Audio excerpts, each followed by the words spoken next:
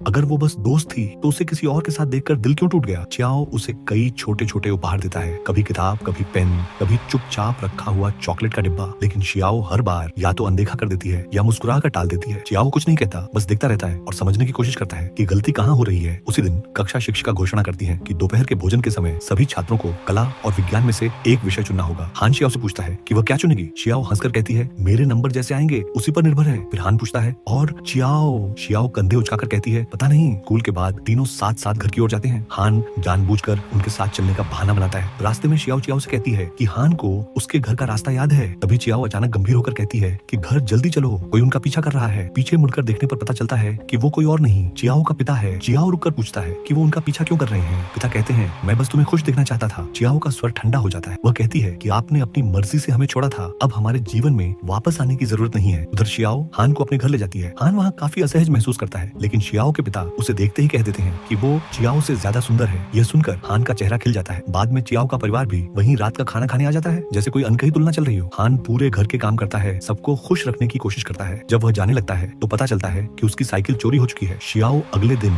उसे अपनी साइकिल देने की पेशकश करती है। अगली सुबह स्कूल जाते समय चियाओ पूछती है कि उसे विज्ञान चुनना चाहिए या कला। चियाओ हल्के तंज में कहती है, जो भी चुनेगी फिर भी फेल तो होगी। चियाओ मुंह बनाकर चुप हो जाती है। स्कूल में शिन लैन चियाओ को नाश्ता देती है, लेकिन वह मना कर देती। चियाओ जांग से कहती है कि शायद शिन लैन को चियाओ के उसके करीब होने से जलन हो रही है। क्लास में चियाओ देखती है कि शिन लैन उसके बारे में गपशप कर रही है तो वह उसे डांट देती है। उधर चियाओ शिन लैन और लिंग लोंग दोनों से दूरी बनाए रखती है। कंप्यूटर क्लास के दौरान चियाओ को एक शरारती ख्याल आता है। वह जांग बनकर चियाओ को मैसेज भेजती है और पूछती है कि क्या वह उसे पसंद करती है और क्या स्कूल के बाद चिकन खाने चल सकता है। चियाओ का जवाब आता है, अगर चिकन खाना है तो सीधे बोल दो। जांग बाद में चियाओ को बताती है कि हान उसे पसंद करता है, उसने उसे मिल्क टी दी थी और उसने स्वीकार कर ली, मतलब बात आगे बढ़ रही है। वह उसे हान के साथ स्कूल के बाहर समय बिताने की सलाह देती है। अगले दिन हान अच्छे से तैयार होकर आता है, लेकिन चियाओ उसे सीधे ताइक्वांडो क्लास ले जाती है। उसी समय चियाओ को घर की चप्पलें देखकर समझ आ जाता है कि उसके पिता मिलने आने वाले हैं, इसलिए वह चियाओ के घर चली जाती है। शाम को हान चियाओ को घर छोड़ने आता है। वह उसे अपने सपनों के बारे में बताता है कि वह गायक और नर्तक बनना चाहता है, लेकिन उसके माता पिता उसे पढ़ाई तक सीमित रखना चाहते हैं। जब चियाओ घर पहुंचती है तो देखती है कि चियाओ उसका इंतजार कर रही है। चियाओ पूछती है, क्या तुम्हें सच में लगता है कि हान तुम्हारा राजकुमार है? उसके हर अच्छे व्यवहार के पीछे कोई न कोई मकसद होता है। चियाओ मुस्कुराकर कहती है, तुम्हें जलन हो रही है, और यह कहकर अंदर चली जाती है। रात में चियाओ अपने घर के सामने पिता की कार देखती है। फिर वह तू के घर जाती है, जहाँ चियाओ और हान के दोस्त भी मौजूद होते हैं। हान को अपनी चप्पल पहने देखकर चियाओ नाराज हो जाती है, तो चियाओ उसे अपनी चप्पल दे देती है। सब मिलकर ट्रुथ एंड डेयर खेलते हैं। चियाओ को चुनौती मिलती है कि वह एक सेकंड के लिए किसी भी सहपाठी को घूरे। वह हान को चुनती है। उस एक सेकंड में हान की नजर दोस्त से प्रेमी में बदलने लगती है, लेकिन तभी चियाओ उसे घूरती है और वह नजरें हटा लेता है। अगली सुबह चियाओ की माँ की तबीयत ठीक नहीं होती, फिर भी वह नाश्ता बना रही होती है। चियाओ के पिता वहाँ आ जाते हैं और चियाओ बिना नाश्ता किए निकल जाती है। घर में बहस होती है, पुराने घाव फिर हरे हो जाते हैं। अंत में रात को चियाओ के घर बैठी होती है। पिता के जाने का इंतजार करते हुए चियाओ झुंझलाकर कहती है, आप न तो जा रहे हैं न मुझे सोने दे रहे हैं, आप इतने अविवेकी क्यों हैं? तभी चियाओ खिड़की से देखती है, गाड़ी जा चुकी थी, लेकिन दिल में सवाल अब भी खड़ा था, इसलिए चियाओ घर जाने लगती है। लेकिन उसके पिता उसे रोक लेते हैं। वो उसकी माँ की तबीयत के लिए कुछ दवाइयाँ देते हैं और कहते हैं कि समय पर खिला देना। चियाओ का मन अचानक भारी हो जाता है। उसे एहसास होता है कि वो कितनी स्वार्थी हो गई थी, इतना भी नहीं देखा कि माँ ठीक नहीं है। वो दवाइयाँ लेती है और पिता से कहती है कि साथ बैठकर नाश्ता कर लेते हैं। अगली सुबह माहौल थोड़ा अजीब रहता है, शब्द कम होते हैं, चुप्पी ज्यादा। चियाओ जल्दी जल्दी नाश्ता खत्म करती है और स्कूल निकल जाती है। क्लास में टीचर आती है और बताती है कि कल पेरेंट टीचर मीटिंग है। बेल बजते ही हान चियाओ से मिलने आ जाता है। ये देखकर जांग हंसते हुए पूछता है कि क्या उसकी क्लास बदल गई है? वो रोज यहीं क्यों आ जाता है? क्या उसे चियाओ पसंद है? चियाओ न हाँ कहती है न मना करती है। हान उससे पूछता है कि क्या उसे कल की मीटिंग से डर नहीं लग रहा? चियाओ हल्के से कहती है कि उसके माता पिता शहर से बाहर हैं। अगले दिन स्कूल में सभी के माता पिता आते हैं। चियाओ की डेस्क पर चियाओ की माँ बैठी होती है, जैसे उसकी जगह भरने आई हो। उधर चियाओ के पिता भी क्लास में मौजूद होते हैं। टीचर उसकी पढ़ाई की तारीफ करती है, लेकिन यह भी कहती है कि वह ज्यादा खुलती नहीं है। माता पिता को उस पर और ध्यान देना चाहिए। मीटिंग के बाद बच्चे आपस में बातें कर रहे होते हैं कि घर जाकर कैसे डांट पड़ेगी। इसी बीच हान चियाओ की ओर और खींचने लगता है, लेकिन जब वह चियाओ और चियाओ को पास पास देखता है तो दिल में जलन उठती है। रास्ते में चियाओ और जांग कुछ लड़कियों को बातें करते सुनते हैं। कोई कह रहा होता है कि चियाओ की माँ ने आज चियाओ की माँ का रूप ले लिया था। कोई कहता है कि दोनों दोनों बचपन के प्रेमी हैं। कोई यह भी जोड़ देता है कि आजकल शियाओ और हान बहुत करीब हैं। जांग कुछ कहने ही वाला होता है लेकिन शियाओ उसे रोक देती, कहती है छोड़ो, जो सोचना है सोचें। पर ये बातें हान तक भी पहुंच जाती हैं और उसकी बेचैनी बढ़ जाती। टीचर उसे समझाती हैं कि अभी पढ़ाई पर ध्यान देना जरूरी है, अच्छे कॉलेज में दाखिले से सब आसान हो जाएगा। उधर शियाओ अफवाहों से बचने के लिए चियाओ से कतराने लगती है। जब वह उसे सब बताती है तो चियाओ कहती है कि जब अफवाह में उसका नाम था तब उसने कभी परवाह नहीं की। हान भी कहता है कि पहले वाली बातें सच नहीं थी। चियाओ अचानक पूछ बैठती है कि जो अब चल रहा है क्या वो सच है, और उसे अपने साथ ले जाती है। शाम को वह शियाओ के कमरे में फल लेकर आती है। देखती है कि वह हान से फोन पर बात कर रही है। वो चुपचाप वापस जाने लगती है लेकिन शियाओ उसे रोक लेती है और रिपोर्ट कार्ड पर साइन करने को कहती है। बात बहस में बदल जाती है। इसी बीच हान फिर फोन करता है। शियाओ कहती है कि बाद में बात करेगी, अभी एक जरूरी बहस चल रही है। अगले दिन चियाओ को पता चलता है कि हान और शियाओ अब अलग अलग क्लास में हैं, फिर भी वो साथ रहते हैं। वो मजाक में सोचती है कि 10 साल बाद शायद हान उसका जीजा बन जाए, लेकिन इसके बाद वह उन पर नजर रखने लगती है। शियाओ और जांग एक कॉमिक पढ़ रहे होते हैं जिसका कवर किसी पढ़ाई की किताब जैसा होता है। टीचर को शक होता है तो जांग उसे उसी दुकान पर ले जाता है। शियाओ एक उपन्यास खरीद लेती है जिसका कवर कंप्यूटर बुक जैसा होता है, वही किताब जिसे चियाओ पढ़ना चाहती थी। वह जांग को बताती है कि कल वह हान के साथ फिल्म देखने जाएगी। उधर चियाओ अपने दोस्त के साथ किताब ढूंढ रहा होता है। ठंड लगने पर वह उसे डांट देती है कि क्या वह बस दूसरों के कहने पर सब करता है। दोस्त बताता है कि स्कूल में वह मोटा था, सब उसका मजाक उड़ाते थे, सिर्फ शिनलैन उसके साथ थी। बात बढ़ जाती है और गुस्से में वह चियाओ को घूंसा मार देता है। उधर हान शियाओ के साथ बाहर जाने को लेकर बहुत खुश होता है। शियाओ भी तैयार होती है लेकिन तभी चियाओ घायल चेहरे के साथ आ जाती है। वह उसकी चोट साफ करती है, दवा लगाती है। चियाओ दवा लेने से मना करती है तो शियाओ जबरदस्ती खिलाती है जैसे हमेशा करती आई है। इसी बीच हान का फोन आता है लेकिन मोबाइल साइलेंट पर होता है। भाग दौड़ में शियाओ भूल जाती है कि उसे फिल्म देखने जाना था। अगले दिन उसे पता चलता है कि हान को बुखार हो गया था। वह पिछली रात ठंड में उसका इंतजार करता रहा था। रात में यह सोचकर शियाओ का मन भारी हो जाता है। वह सोचती है कि अब क्या बहाना बनाए। जब वह हान को फोन करती है तो वह खुशी से तुरंत उठा लेता है। शियाओ माफी मांगती है और कहती है कि चियाओ को चोट लग गई थी इसीलिए वह सब भूल गई। फोन के उस पार थोड़ी देर चुप्पी रहती है और यहीं से रिश्ते और उलझने लगते हैं। हान थोड़ी देर चुप रहने के बाद उससे पूछता है कि क्या वह चियाओ को उससे बेहतर दोस्त मानती है। चियाओ कुछ कहने के लिए मुंह खोलती है लेकिन शब्द नहीं निकलते। उसकी चुप्पी ही उसका जवाब बन जाती है। कुछ दिन बाद जियांगशा चियाओ के घर पढ़ने आती है। जब शियाओ अपनी दोस्त को छोड़ने बाहर जाती है तो उसकी नजर सामने वाले घर पर पड़ती है। वहाँ एक लड़का वायलिन बजा रहा होता है। उसका नाम जून है, लिंगलोंग का चचेरा भाई। बचपन की यादें अचानक लौट आती हैं। वही लड़का जिसके साथ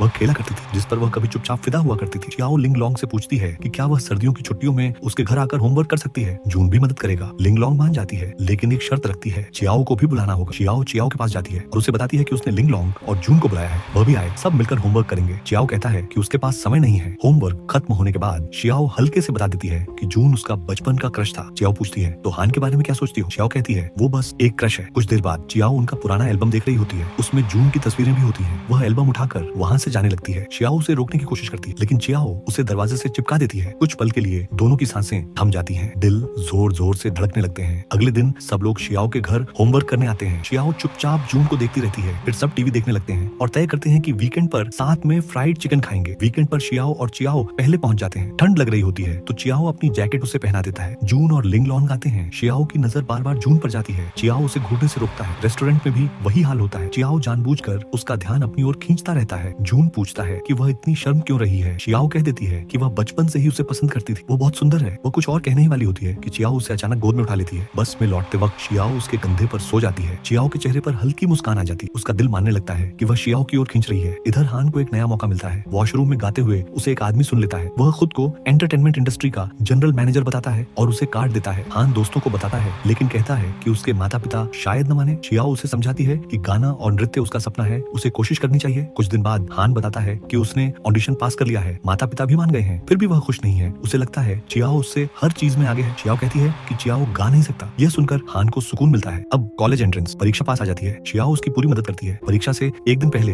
वह बार बार पूछती है एडमिट कार्ड है, सामान रखा है, कितने बजे उठना है। चियाओ झुंझला जाती है और उसे जाने को कहती है। कुछ दिनों बाद रिजल्ट आता है। चियाओ परीक्षा पास कर लेती है और नए विश्वविद्यालय चली जाती है। हान बताता है कि वह भी जल्द विदेश जा रहा है। वह भावुक होकर कहता है कि शायद फिर ऐसे न मिल पाए। चियाओ उसे भरोसा देती है कि वे वीचैट पर बात करेंगे। हान चाहता है कि वह हमेशा उसकी सबसे अच्छी दोस्त बनी रहे। वह उसे गले लगाने ही वाला होता है कि चियाओ का फोन आ जाता है। चियाओ चली जाती है। हान वहीं उदास खड़ा रह जाता है। 2 महीने बाद चियाओ अपनी अंतिम परीक्षाओं की तैयारी में जुटी होती है। चियाओ मैसेज करती है। वह जवाब देती है जन्मदिन मुबारक हो। स्कूल खाली हो चुका होता है। चियाओ अकेले पढ़ रही होती है। जाते वक्त वह चियाओ की कक्षा में जाती है और उसकी डेस्क पर बैठ जाती है। अचानक चियाओ उसे चौंका देती है। वह कहती है कि उसने कहा था ना उसे भी यूनहाई यूनिवर्सिटी में दाखिला मिल जाएगा। वह उसे मेहनत करने के लिए कहती है और बोलती है कि वह वहाँ उसका इंतजार कर रही है। वे वहीं जन्मदिन मनाते हैं। मोमबत्ती नहीं होती तो फोन की टॉर्च जला दी जाती है। चियाओ इच्छा मांगने को कहती है। अचानक वह फिसलकर उसके ऊपर गिर जाती है। दिल फिर से तेज धड़कने लगता है। बाद में हॉस्टल में चियाओ फोन करती है। श्याओ कहती है कि परीक्षा पास है, परेशान न करे। चियाओ कहती है कि परीक्षा के बाद वह उससे कुछ कहना चाहती है। रूममेट्स उसे छेड़ते हैं कि उसकी पत्थर दिल दोस्त आखिर बोल ही देगी। और फिर परीक्षा का दिन आ जाता है। चियाओ उसके साथ चलती है। अगर यहाँ तक कहानी ने दिल छू लिया हो तो यहीं मत रुकना, क्योंकि असली इम्तिहान अभी बाकी है। क्या चियाओ समझ पाएगी अपने दिल की आवाज, और क्या चियाओ कभी कह पाएगी वो बात जो सालों से छुपी है? पार्ट 3 बहुत जल्दी। चैनल को सपोर्ट करो, वीडियो को लाइक करो और अगला पार्ट